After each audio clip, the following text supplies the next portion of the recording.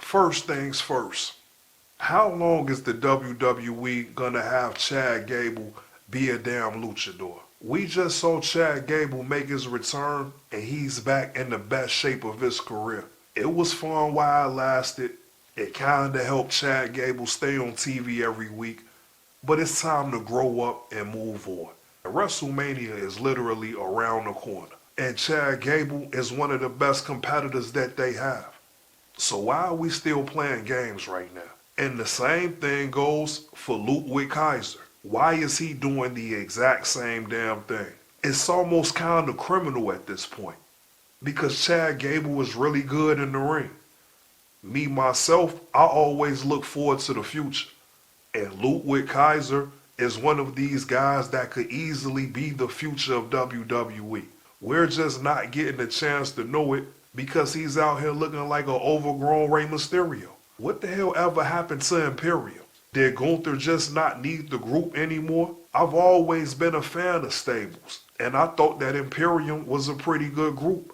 And I thought that Ludwig Kaiser was the perfect lieutenant to the ring general. When Gunther first started to make his appearance on the main roster, Ludwig Kaiser did the ring introduction for Gunther.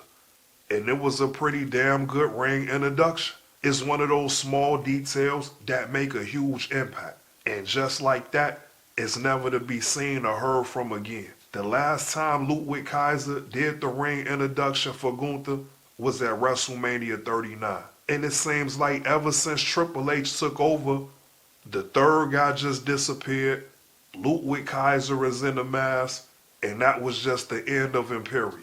What would be the logic in separating Ludwig Kaiser from Gunther when Gunther apparently is about to be this next generational talent that's going to retire as many legends as possible? When you have somebody making that type of history, why would you take his teammate away? And then how could you double down on that by making him a damn luchador? So potentially we could have had another great stable led by Gunther, having Ludwig Kaiser as a lieutenant, and the WWE shouldn't have never got rid of the third guy in the first place. Forgive me for not remembering his name, but make sure you charge it to WWE. The potential of a great stable, and now Ludwig Kaiser is a big-ass luchador with a stable of his own, with a couple of unknown guys that apparently are also Grande Americano. And back to Chad Gable, how many more muscles does he have to develop for the WWE to take him serious? You could tell that Chad Gable has put in some real work in the gym. And the very first thing the WWE thought of was to get him right back in the luchador mask. It was nothing on the bulletin board that said, hey guys, WrestleMania is around the corner. Chad Gable has made a name for himself doing this silly ass character. But how about we just let Chad Gable, I don't know, be Chad Gable? I'll do WWE one better. Since the WWE continues to create problems, let me add a solution or two. Hypothetically speaking, Ludwig Kaiser and Chad Gable could have just had a match at WrestleMania with no luchador mask. Just Chad Gable being Chad Gable and Ludwig Kaiser being himself. The saddest part about this massive oversight is that Chad Gable and Ludwig Kaiser could actually have a real feud. Just these guys being themselves. The same thing Braun Strowman made a comment about just a few months ago as he left WWE.